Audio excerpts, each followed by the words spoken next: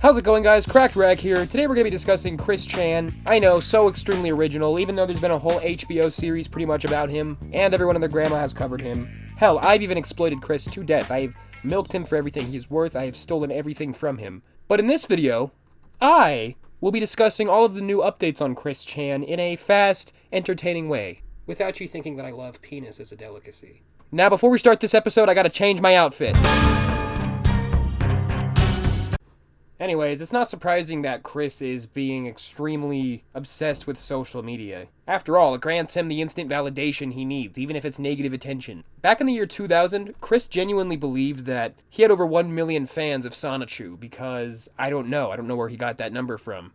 I don't even think he was posting on the internet at that point, but he believed that he had over 1 million fans and was a celebrity. You know, it's funny, because nowadays, I bet 1 million people actually are paying attention to Chris Chan, just not in the way that he thinks that they should be. It's a delusion that's so strong and has to be almost validated. You almost have to respect it. Honestly, Chris has absolutely lost his mind, whereas before there was some kind of hope for sanity for him. Nowadays, he's a fucking lunatic. He does not care at all about anything that has happened. You watch your back. Now. 1, 2, 3, 4. Charlie Brown. He's a clown. Charlie Brown. He got it. I don't even think he understands the scope and gravity of the situation or the consequences involved. I don't think he cares about the consequences involved. I think the only thing he was thinking about when he was in jail and then when he was released was that now he gets to go home and play PS4. But not even good PS4 games. But he wants to go home so he can play at 40 years old Mario Kart and Spyro, and stupid bullshit like that. He's also been spending all of his money on Transformers action figures. I didn't actually know how much Chris loved Transformers. He absolutely adores Transformers. And he has a huge collection of Transformers toys that all look like they could have been shoved up his ass at one point. I think what's most insane about Chris right now is that he has completely resurrected the cringe. The old videos of him going, Julie, were funny. It was, it's kind of cringe, but it's also old, and, it has its relic in the past, nostalgic shine to it.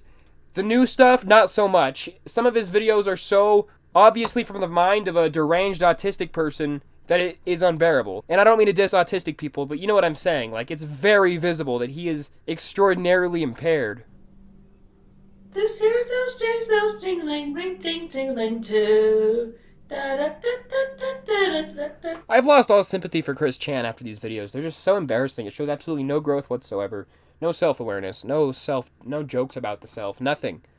He has literally not grown up at all since 2005. However, some of these videos he's posted are admittedly hilarious. Cancel the frickin' G5 series. Make sure it never gets published anywhere and never, ever talk about it again, and make the official cancellation notice public.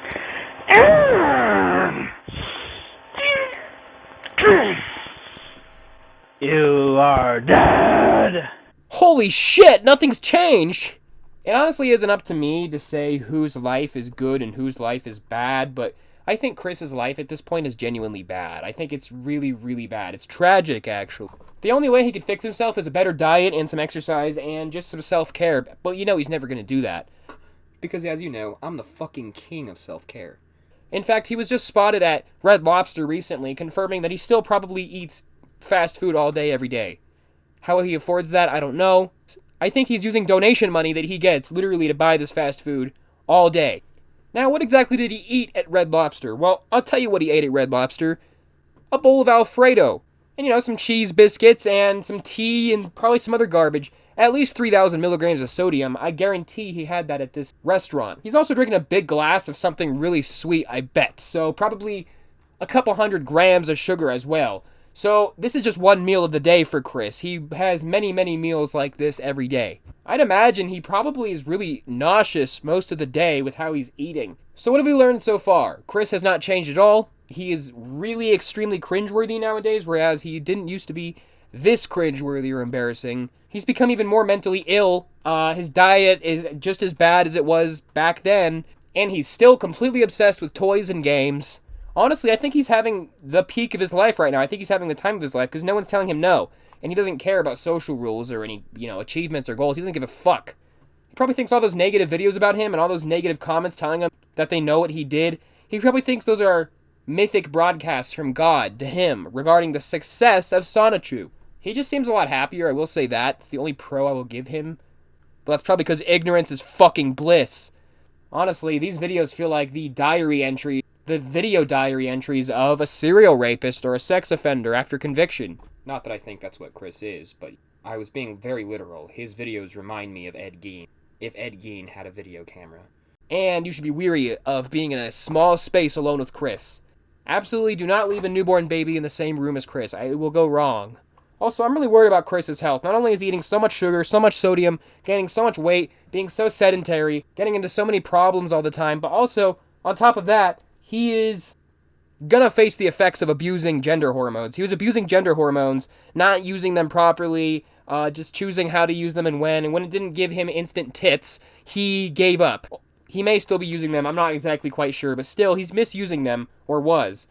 And that takes a severe toll on the body. That's like doing cocaine for 30 years. I don't know what it is. There's just something about him that lacks awareness of his own mortality. He doesn't think about it at all, and that's just amazing to me. Also, I can't get over the fact he's making Transformer OCs. It's so creepy, but it's also so funny. Hey, what's up, everybody? Jesus Christ, Chancellor Prime here once again with another light power review. Today we are reviewing Transformers Legacy United Merge. Something. And there's the pipe on the other side. There is the top. And she has the airport right there. So we got that going on. What's what we got? I'm going to tell you. So she got her head's not ball joint, so you do get a little, But yeah, I went from thinking that Chris could be someone who could reform potentially to someone who is just completely a lost cause. I mean, could you imagine seeing a 40-year-old man in his garage, not just painting Transformers figures, not just having Transformers figures in a collection, but painting them badly and injecting themselves at 40 years old into the lore and making Transformers based on themselves? Well, that's sad as fuck. So yeah, that's what Chris is up to. Nothing special. He is very ignorant in that he just doesn't seem to care about anything that's happened. So, yeah, you could say that he's having the time of his fucking life. He gets to be around Spyro figurines all day. He gets to eat cheese pizza. He gets to abuse gender hormones. And he gets to get away with all of his crimes. He's happy as fuck. So that's really all. Thank you for watching. Oh, actually, wait, there's one more thing I need to get off my chest. Hey guys, thank you so much for watching this video and for subscribing in general. I mean, it's absolutely crazy how much you guys watch my content. But what I really wanted to say was... Sorry about that, guys. My roommate Leatherface just came home from work. He's really grumpy. I had to take whatever place that I could get. Rent's expensive. Anyway, I forgot what I was even gonna fucking say, so see ya.